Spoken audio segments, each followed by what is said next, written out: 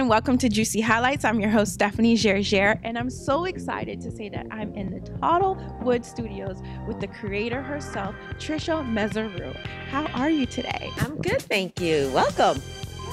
This is so cool. Like, I love the setup of your studio. Like, why photography, and how did you even get to start in this? Oh wow, it's interesting because I studied TV and film production. I got my degree in TV and film production, minor in marketing, and I ended up in advertising. And while I was in the corporate world and what have you, I had this like itch to still do my creative thing. And you know, I just picked up the camera one day and started and taught myself how to use the camera. And then I graduated from YouTube University and got a lot of information there, so I can clean up a lot of the mistakes that I was doing. And then I think it was around the time that my daughter at the time was around 3 years old, I decided that I needed to do something where it included her and I could be with her more, because I was traveling a lot. You know, in the corporate world, I was out of the country a lot. I traveled the world, which was great, and I loved it, but it took me away from my family. And, you know, one thing led to another, and I just came up with the idea of Toddlewood and just ran with it. Now, with that said, who was your first actress or actor that you were like, okay, this is the person I want to recreate to actually star all of this? It's funny because a lot of people would think it would be, you know, somebody like current. But me, I think I started out with like more of the classics. So at first, someone had told me, hey, you know, your daughter Skylar, she kind of looks like she could be a little Diana Ross. And so, you know, I looked for some old Diana Ross pictures. I said, what would be really interesting? There was one shot of Diana Ross with her arms in the air, and this black and white shot, and it was more of a close-up. And I replicated that with Skylar at 3 and thought it was great. So from there, I did Diana. Then I also did Audrey Hepburn, and I can't remember, Josephine Baker. So I did more of the classics first, which, you know, that photography kind of inspired me, you know, the black and whites and the sepias and things like that. And then I went on to doing more of the more current stuff. Okay, so we all know with all the award seasons that come up, do you have a particular awards ceremony that's your favorite that you can't wait to look forward to the shoot? I would say that they each do a little something for me. So the Golden Globes, you know, kicks off the award season. So after a long hiatus, we get really excited and we're like back to work, you know, we're really excited, you know, do the casting call. It's the first one out, right? The Grammys, I get excited about the Grammys because I'm always looking for the talent to push the envelope a little bit with their wardrobe, to do something different. In the past, they've gone crazy, but for the past 5 or 6 years or so, you know, they've toned it down quite a bit. So they're more into fashion as opposed to uber, you know, extreme. So, but they always bring something nice. So that's always excited. And then, you know, the Oscars is kind of what I call the Super Bowl of the red carpet, you know. It's the finale, it's the biggest one. So, you know, we always look for the biggest stars to be there. So it's a little bit of, you know, I think each of them has a little bit of everything that I'm looking for. The other thing about the Grammys that I happen to like is more diversity in the Grammys. So we have, you know, the musicians so I get the Spanish people, I get the black people, I get the white people, I get, you know, so it's like, it's really exciting for me because I can actually, you know, get multiple different kids, you know, into the world of Toddlewood. And so what is a day like in your shoes from the time that it starts, and then you guys go with the process of picking out which outfits are going to be shown on the carpet with your glam squad? Oh, so I usually watch the red carpet on Sunday night, obviously. I watch it then. And then that evening, I choose the looks that I want, just pretty much based on the celebrity. It's a lot of moving pieces, a lot of pieces. So based on the celebrity, based on the dress itself, and then you know as far as, you know, how beautiful the dress is, if it's, you know, going to be the best dressed or most talked about, and then it's also got to be based on, can we achieve that look for a little kid, because some of them are a little too extreme and a little bit like, where's the rest of the dress? So you edit a lot of the dresses, especially if they're like low cut, you make them, you know, children appropriate. These days, I don't think people, I think like designers forget that, you know, you can close up the chest a little bit. I mean, I'm like, oh my God, I think that's the new thing. Everybody has to have their rib cage shown, you know, it's crazy. So we always have to, you know, make those adjustments, and, you know, we're not doing pasties or anything on kids.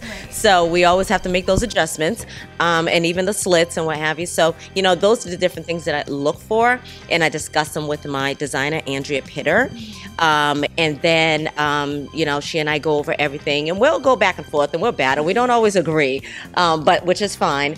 And then, you know, we just get it started. So literally, she and I do not sleep for 48 hours. I mean, we are just like on call. And, you know, from set design to the wardrobe to the casting to, you know, organizing and who's going to do hair and makeup and all that stuff. And then my head glam squad leader, Shamika Bowman, she's the one who, you know, makes sure that, you know, everything's, you know, coordinated well.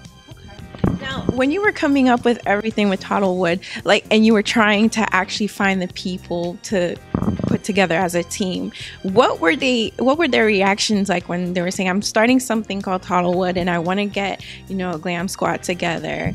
What was their reaction? You know, when I started Toddlewood, I had called up a couple of my girlfriends, Tammy and Linda, and Tammy's a wardrobe stylist, and Linda, she's just makeup, and I basically told them my idea, and they, you know, originally was just like, okay, there goes Tricia again.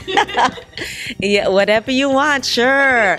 So, but they went with me, and we wrote it out, and then we acquired a designer seamstress who can actually make, you know, some of the clothes, and her name was Robin, and she just went along with the ride too, and, you know, just started seeing like the casting calls and all the kids that want to be part of it, and it started getting bigger and bigger and bigger as we went along. And, you know, I am always looking for, you know, people who are willing to, you know, get involved, people who are good with kids, people who are creative. So I've had multiple, you know, hairdressers, multiple, you know, makeup artists who, you know, have been involved, and you know, designers and things like that. But it's always, you know, people who are good at what they do and they have that passion.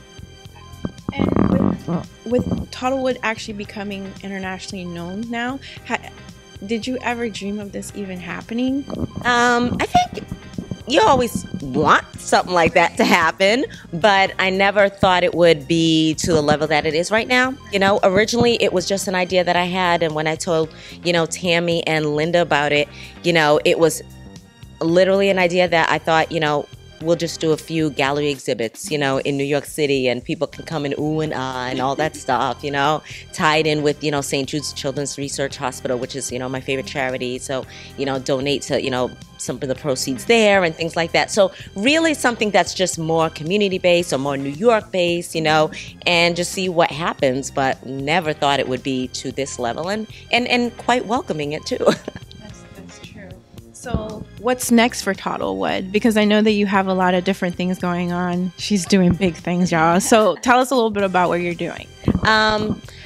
I have a couple of things up my sleeve for Toddlewood. I can't disclose what they are right now, but pretty big and very exciting, and really, really exciting. So, you know, as time, you know, progresses and we make things happen, you know, everyone's going to know about it, right?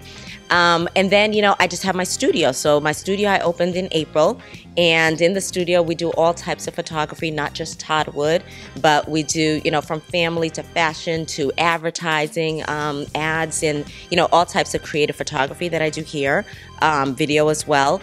And then birthday parties. The birthday parties are the best here. I mean, everybody loves the Toddlewood birthday parties. And they usually like kind of, do they want like celebrity themes, obviously, or how do they go about doing the birthday parties? The birthday parties, the kids end up feeling like they're, little celebrities for a day. So usually they're kids between the age of 4 or 5 years old all the way to like 17, 18. And then grown women too. I mean, I have women who celebrate their 40th birthday parties here and whatever. So we do the hair and makeup. But for the kids, we do hair and makeup. We do arts and crafts, decorate their picture frames.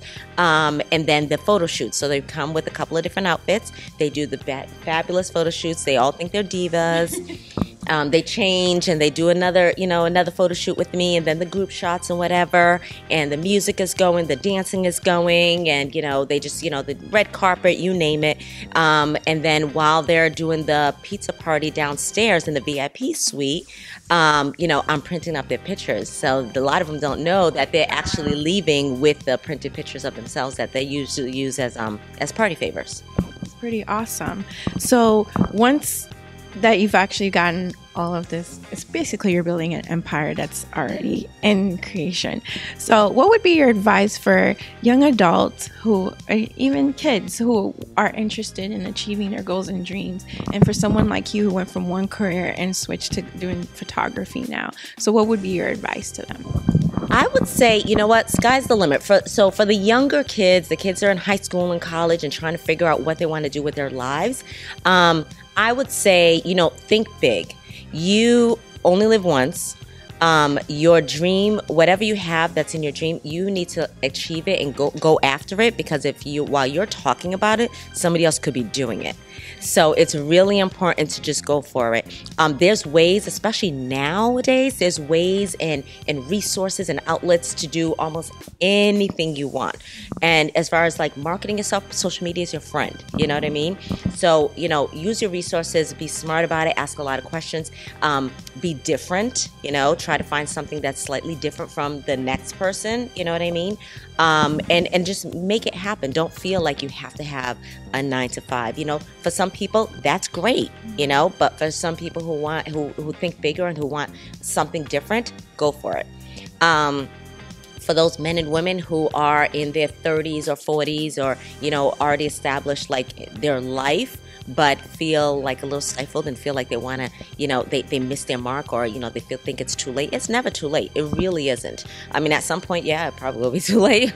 But, you do have to realize that as long as you still have breath in your body and you are still capable, do your research. Figure out if there's a way to do it while you're doing what you're doing right now to pay your bills, and then see how far you can take it. Turn your hobby into a money-making machine, and it can happen. And that process for you, how long would you say that it took you to get to where you are now? To get to where I am now, I mean, when I did the transition from corporate to taking the leap of faith into doing my own thing, I would say it took me maybe about 4 years, I would say. Yeah, about 3 or 4 years. And I was doing photography on the side while I was working in advertising. So I was doing it in the evenings, on the weekends, things like that. Building my portfolio, building my clientele, getting my name out there and things like that. So after a while, and then I came up with Toddlewood, and after a while, and people started writing about me, then I figured, what? If I'm going to do it, I'm going to do it now. And do you feel like being a woman in this industry and being African American, have you faced any obstacles that, I mean, everyone does, but what's been some of your obstacles that you've faced and you've conquered? It's interesting. That's a very good question, because I would tell you that being an African American woman in corporate was much harder than where I am now. It was hard. It was really hard, just to be heard and just to be, taken seriously and things like that. And then, there's the stereotypes, and people, they're impressed that you actually can sound articulate, and, you know what I mean? Like there's different things that you just have to go through, and different things that are being said around the boardroom that may not be so PC, but you have to kind of like try to ignore it in order to, so there were a lot of stuff that I had to deal with.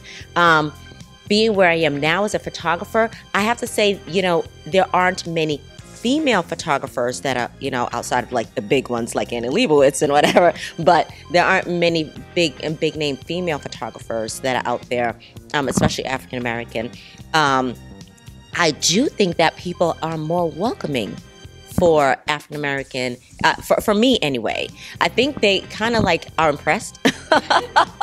I don't know why, but I do get a lot of, oh my gosh, I didn't think, you know, you would look like this. And I'm like, okay, I get it. And then just, you know, and it's kind of funny, but it's kind of like they are intrigued or something about it that it seems to be, you know, kind of welcoming. So I haven't had any of the pushback or you don't know what you're doing or whatever. It's kind of, it's been a breath of fresh air, I have to say. Well, I feel like your work is pretty inspiring. And so for a lot of people who haven't been able to find that niche, how did you know in your heart, and what would be your advice for them to be like, okay, this is my niche and I know it? That's a tough question because, you know, a niche is a niche is a niche. I mean, you have to come up with something that, like I said, is different, right? You have to come up with something that, you know, not many people, I mean, it doesn't have to be completely original, but not many people are doing. And you have to break through in anything that you do. You have to break through. And that's the hard part.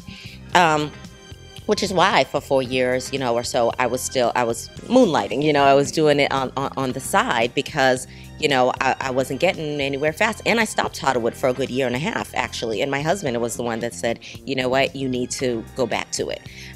So, and reluctantly I did, and I'm glad I did. But when it comes to finding your niche, you have to, one, love it. And then, you know, you have to talk to people who might be able to help you take it to the next level. You can't do everything yourself, you know, and you don't always have the answers. You don't always have the answers. So you have to find the people who might be good in marketing, might be good in social media, or who may know, you know, a celebrity, or may know, you know, an influential person that might be able to get you to the next level. You know, those type of things, you know, are really important. So it's a tough one to say, you know, how do you know when you found your niche? Only you will know that you found your niche. You know, it's what you do with that niche is what's going to make it different and make it big. That said, if there could be 3 words that describe you and your work, what would they be? Oh, gosh, I hate these types of questions. I have to ask. 3 words? Well, I can tell you 3 words. Not one. I know. Oh. I could tell you 3 hopes that I hope describe myself and my work. I hope it's inspiring. I've been told that, and I hope it is. And not only because, you know, of what I do, I hope it inspires not only, you know, people who have a hope and a dream to do something different, but I hope it inspires, you know, just even kids to, you know, live their dreams, think big. The reason why I even do the celebrities, like people wonder why, you know, I choose, you know, not only because obviously, you know, celebrities are, you know, people aspire to be like whatever, but thing about celebrities is that they have a talent that they molded, and they, you know, made their passion, and they put themselves out there. You know, they literally put them, and that's what I did. You know, I put myself out there, I put my talent out there. So they put themselves out there to be either welcomed or criticized or whatever. And some of them were knocked down and they get back up and they just keep trying. And it's hard, you know what I mean? But they made it, and they broke through. And that's what I like about, you know, the celebrities, you know, most of these celebrities that are out there right now, you know, especially the ones with the talent. So inspiring is really a key word. Creative, I hope, is, you know, what I would like this brand to be about, and myself. And then I would say compassionate. I would definitely say compassionate. I think that, you know, with what I do, I love it so much, and I love to be around kids, and I love to get hugs, you know, and I love to be around people and things like that. So I think compassion is probably my 3rd word.